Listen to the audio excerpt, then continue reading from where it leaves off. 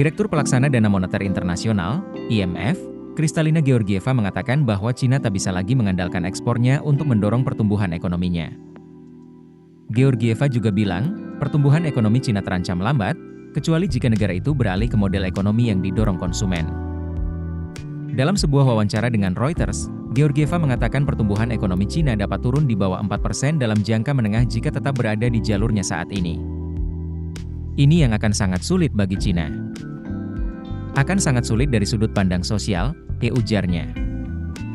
Georgieva mengatakan penelitian IMF menunjukkan bahwa Cina dapat tumbuh pada kecepatan yang jauh lebih tinggi jika membuat perubahan untuk memberi konsumennya keyakinan untuk membelanjakan lebih banyak.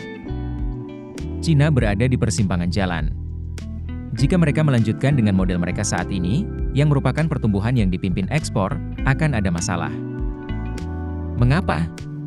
Karena ekonomi Cina telah tumbuh ke titik di mana ekspor tidak lagi menjadi faktor kecil dalam perdagangan global, kata Georgieva. Beijing tidak dapat lagi mengandalkan keajaiban yang akan mempertahankan model yang dipimpin ekspor dalam ekonomi besar ini sebagai kendaraan yang layak, ditambahnya.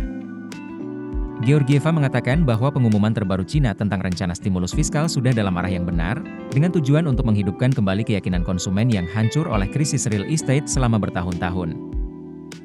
Kurangnya permintaan domestik Cina telah mengalihkan lebih banyak hasil manufaktur Cina ke ekspor, yang menyebabkan AS, Eropa, dan negara-negara lain menaikkan hambatan tarif untuk melindungi pekerja dan perusahaan mereka di sektor-sektor seperti kendaraan listrik.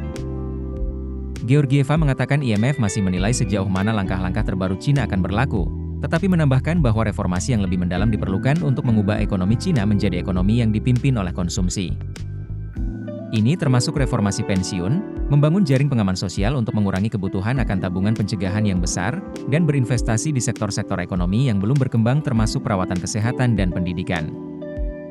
Ketika ditanya tentang komentar terbaru dari seorang pejabat Departemen Keuangan AS bahwa IMF terlalu sopan dalam hal menekan Cina pada kebijakan industri dan kebijakan nilai tukar, Georgieva tidak setuju, dengan mengatakan bahwa IMF telah lama menyerukan reformasi subsidi di Cina dan perlunya menempatkan perusahaan milik negara dan perusahaan swasta pada posisi yang setara.